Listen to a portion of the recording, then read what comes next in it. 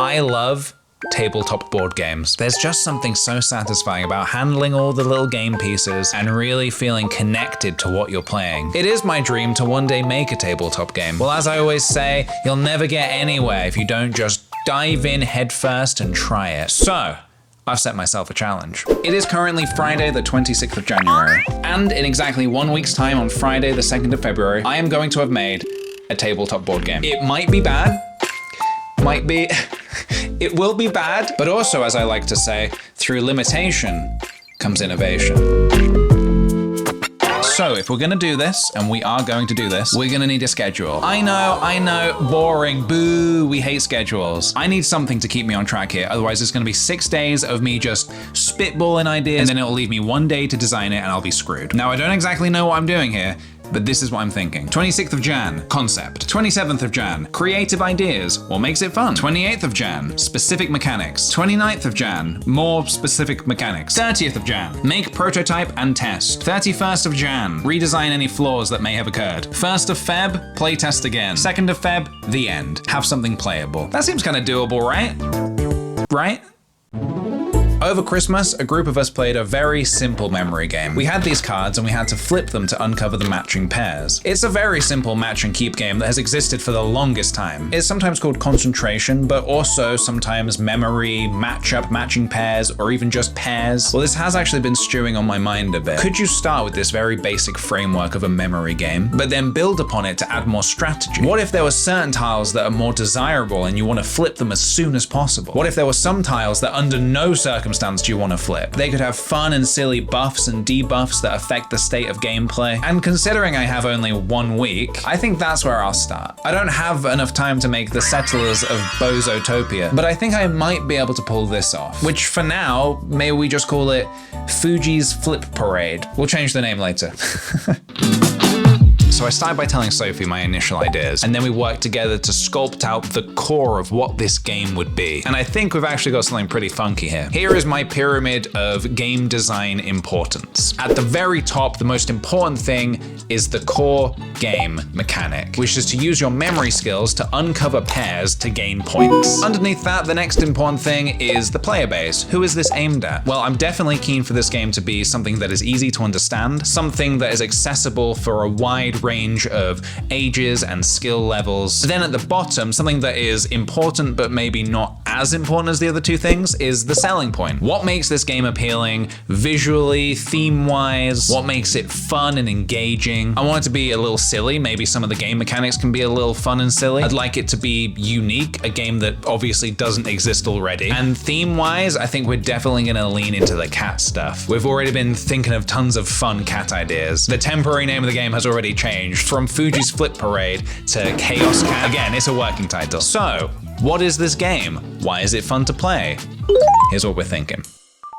So as you know, the basis of this is going to be a memory game that involves flipping cards. The pairs you flip are going to range from giving you 2 to 5 points, but not every pair is just straight up points. Some pairs are going to be action cards, actions that you can take immediately. For example, if you pair up 2 steal cards, you can steal somebody else's pair that they've won on a previous round. So our next challenge is to come up with lots of fun, game-changing mechanics that could be the action cards. So with that said, I think we've successfully met our goal today, which means tomorrow we can dive in and properly start coming up with some of these game mechanics. I'm very excited for that. See you tomorrow.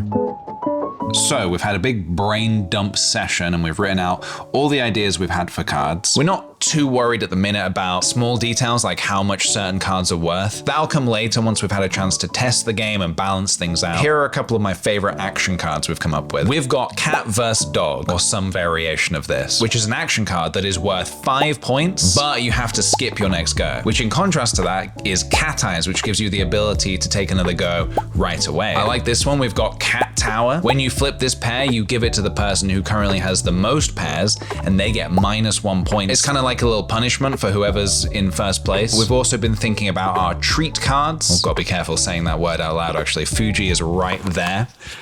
Right there. I need to be very careful about the words I'm using right here.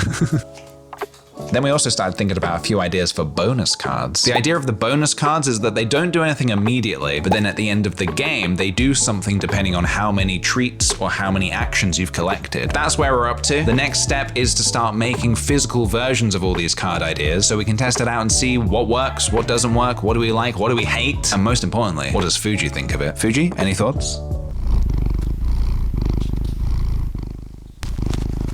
No thoughts. Not a single thought behind those eyes, behind those sleepy eyes. All right, let's start crafting.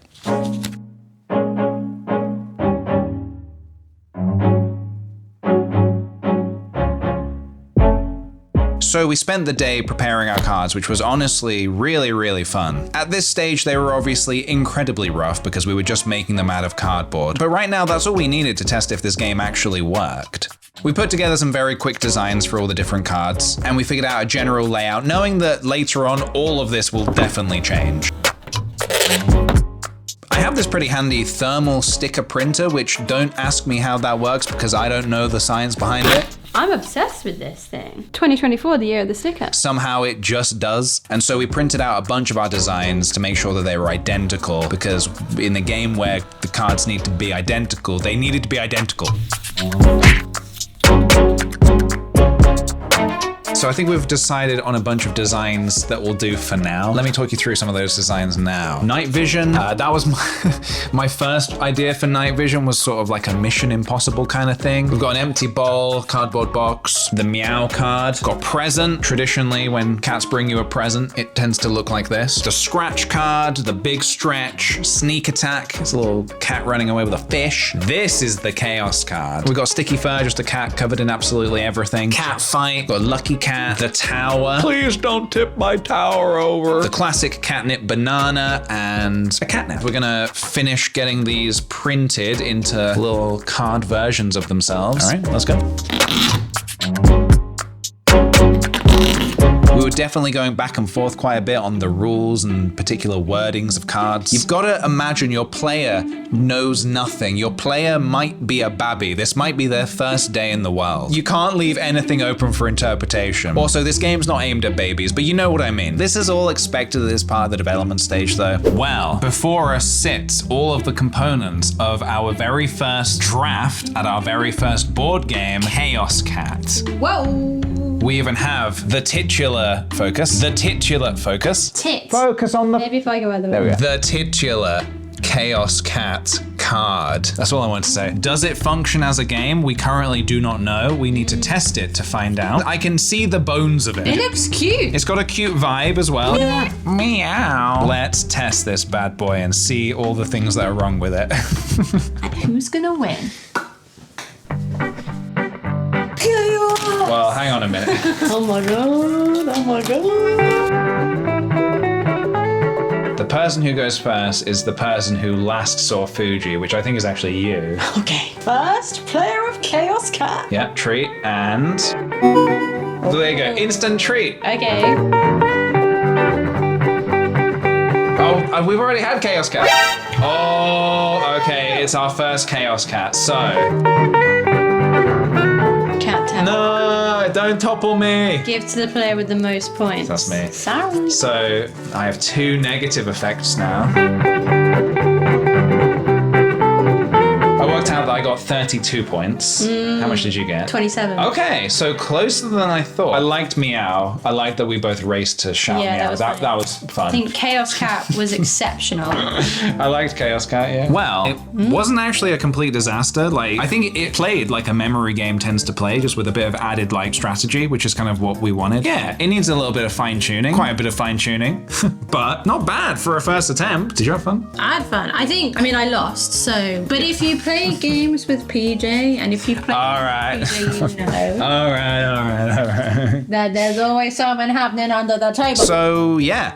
It mostly worked. I would say it more worked than it didn't work, honestly. There were definitely a few cards that were massively overpowered and need to be nerfed immediately. And there was definitely a couple that felt a little underwhelming as well. The most overpowered cards, I think, are Sneak Attack, which lets you just steal somebody else's pair. And if it's an action, repeat that action. And it gives you a point at the end of the game. Empty Ball and Empty Box are also both very powerful. We found that if one player has both of those at the end of the game, that player probably is just gonna win. Catnip was a card that unfortunately did not work. I love the idea behind it. Catnip says at the end of the game, if you have no treat cards, this is worth 15 points, which I think is a cool idea because you can strategize and be like, ooh, instead of going for treats, I'm just gonna go for action cards. But it's almost impossible not to get treat cards because there's so many of them. And also they're worth quite a lot of points anyway, so you kind of don't want to deprive yourself of treats. And so next, I think I want to redesign some of the cards to make them a bit clearer as to what they are. This is getting very exciting, everybody. And hey, I bet you didn't even realize there's been a cat behind me this whole time.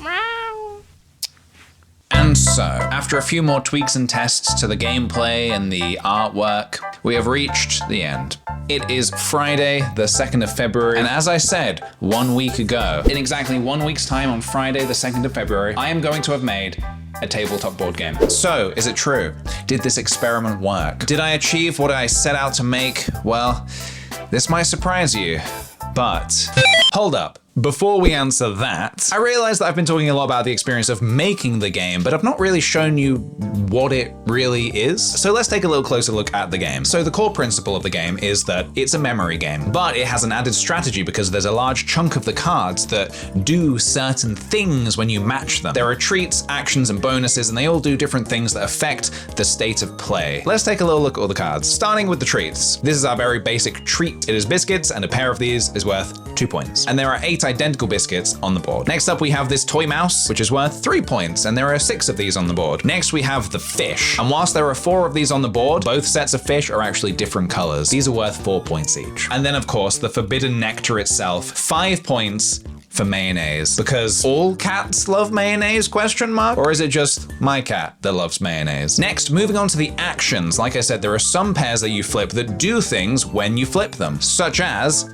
Big Stretch. All players pass 1 pair to the player to the right, and it's worth 1 point at the end of the game. Next, we have Catfight. Catfight is also worth 1 point at the end of the game, and it says swap one of your pairs with another player. Next, Cat Burglar. This one is very powerful, so it's worth 0 points, but this allows you to steal a pair from another player, and if it's an action, you reactivate that action right away. There are actually 2 pairs of these on the table. Then we have Catnap. This is an action that's worth 5 points, but you have to skip your next turn. Night Vision. Night Vision's cool. This is worth 1 point, but also you get to secretly look at 2 of the cards on the board, so you get a little bit more information to work with. Meow. I like this card. This is worth -1 point. -1? Huh? When you get a successful match on Meow, the last player who says meow out loud takes this pair.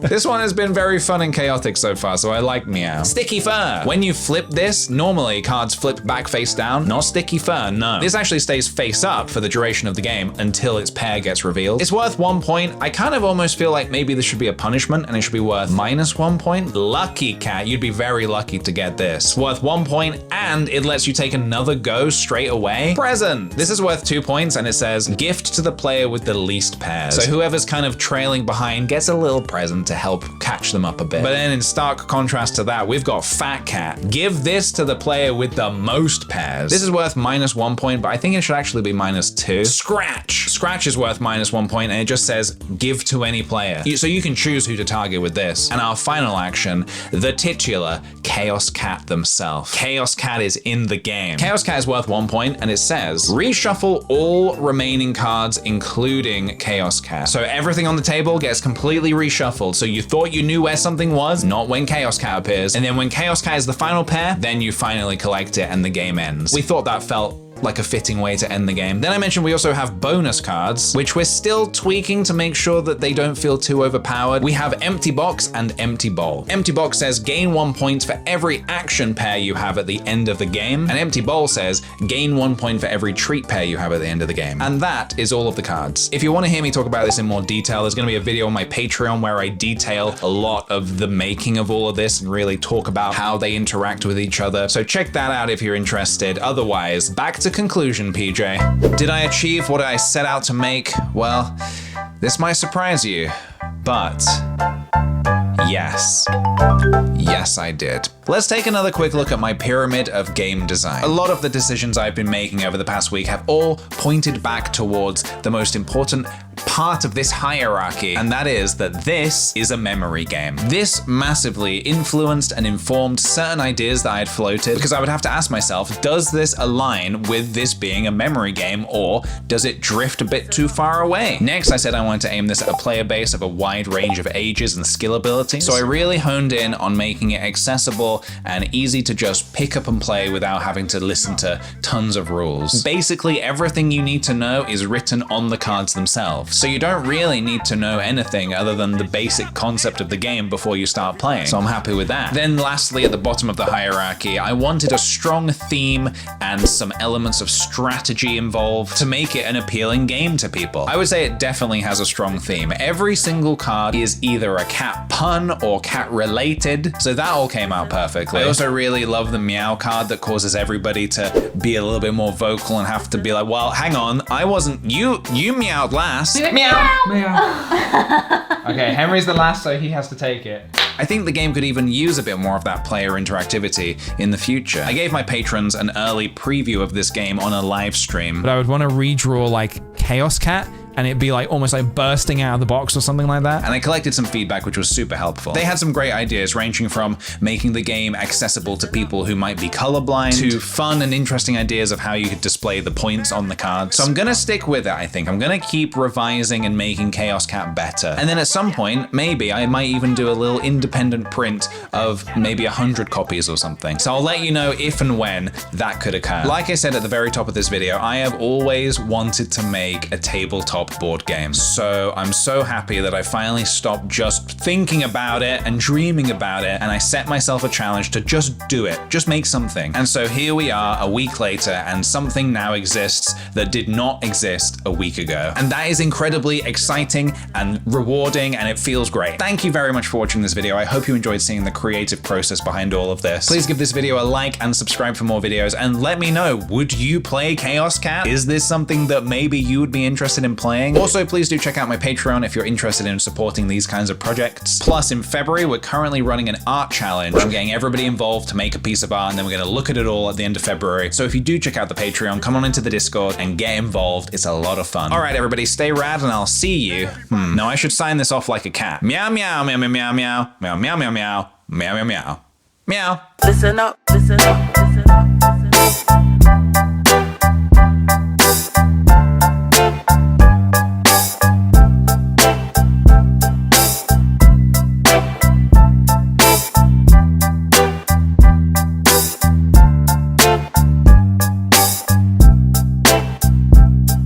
Listen up, listen up, listen up, listen up.